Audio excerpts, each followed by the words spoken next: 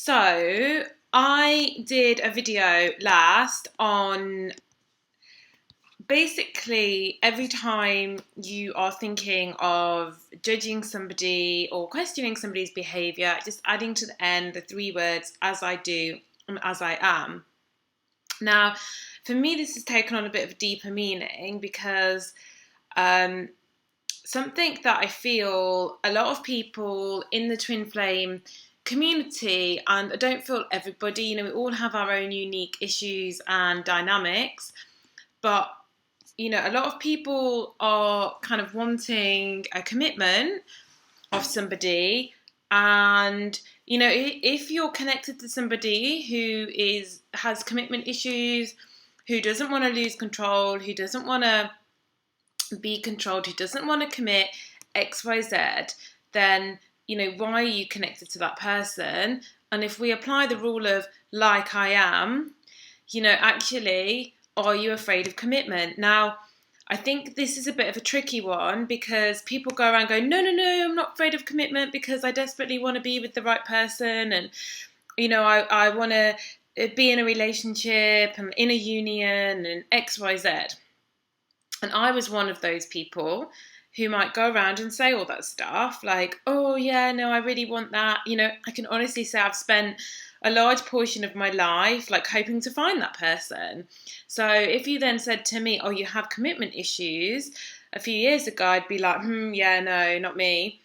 And then over time, as I've worked on myself and I've gone deeper and I've explored my patterns, I have understood that, I do have some serious commitment issues. I have issues with fear of being controlled, fear of losing myself and my identity, and I have a fear of a fear of control, and also a fear of being intimate and a fear of being vulnerable.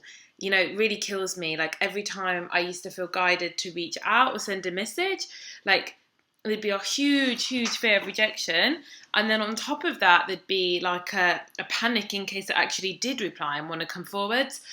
But the thing is, it took me a long time to tap into those issues, because the problem with commitment issues is earlier on in their manifestation they tend to come across like it's very subconscious. So it'll be subconsciously choosing partners and having connections to people who are just not available. And so you don't really, it's kind of like, it's this living a fantasy, and everyone will do that differently. I mean, I never had like flings or that kind of stuff, or sexual addiction, all that kind of stuff. But really they're all in the same kind of bracket because they're just different ways of acting out. I was more in the thing of like, there's nobody that I connect to enough. And, whilst there is a journey going on here and there is a spiritual connection going on here, if you look back even before this started, you'll kind of see patterns of how you managed to maybe avoid available connections and sort of be connected to a fantasy, because the fantasy is safe. The fantasy doesn't expect you to be vulnerable. There's no fear of, having to be seen, and there's no fear of really having to shell off those masks and layers, and there's no fear of being controlled either, because you have complete freedom chasing after the elusive fantasy. And like I said, everybody's fantasy is different. Some people's will be like a knight in white shining armor, and some people's will be like a sex addiction, and I'm only attracted to looks or money, or all these different things that result in an unavailable connection quite often. And like I said, everyone's journey is different, so you have to listen to things and kind of see if it fits your journey and your path. Some people have a totally different journey to the insights that I get and I give, and some people will get some aha moments, and that's fantastic. So I had a huge aha moment. I mean, I don't do readings. I've stopped, but every now and again I kind of dive in there again. And actually I had one that was super good for me just because of what I got from it. A friend of mine actually did some cards for me, and every card that was pulled, I was trying to, about other people, I was trying to put onto myself and say, like I am, like I do.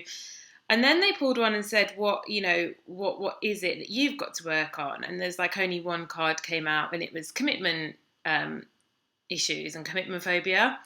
And I have known for a while that I have this problem. And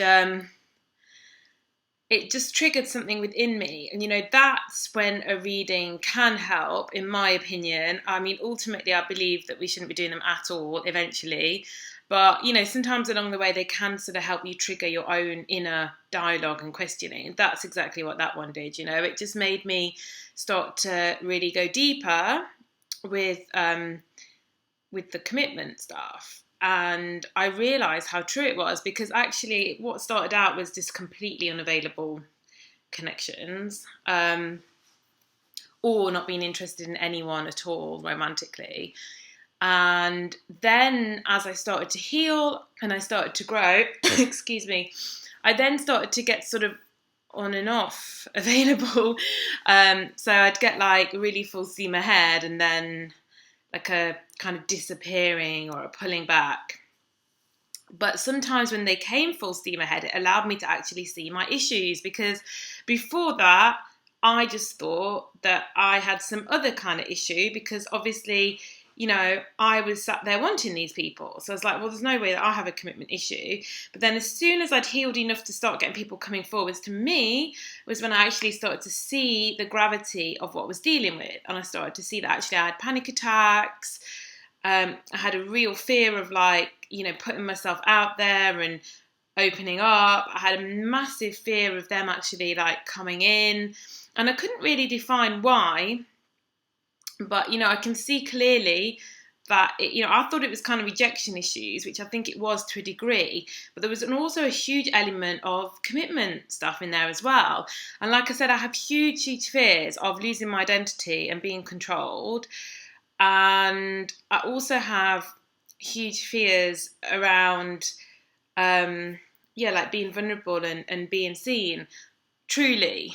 And allowing myself to risk being hurt, So I've kind of subconsciously really enjoyed filtering around connections that are not fully available, because we're just connecting to who we are. And if you actually legitimately look at your current connection and you put like I am or like I do after the sentence of what annoys you about them, and then just really, really, really go deep. How do I do that as well? How in my life do I also do that? And really, really be honest with yourself, because it's really easy to go along and not realise this stuff because it's so deep and it's so subconscious.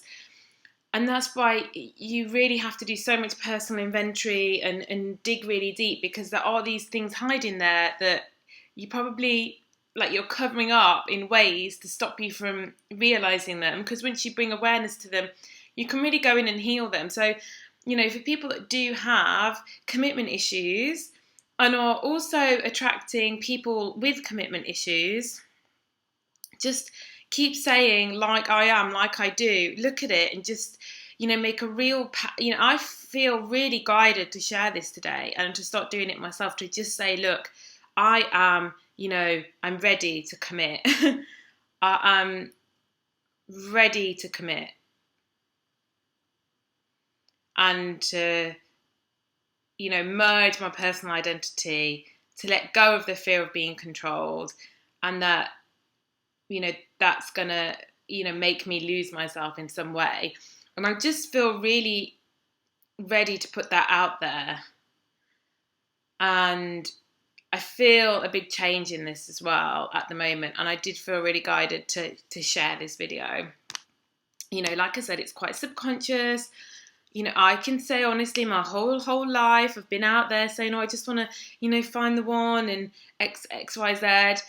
And then it really is only when you start to get little footsteps forwards from people that you start to see the extent of your issues when you have that same thing.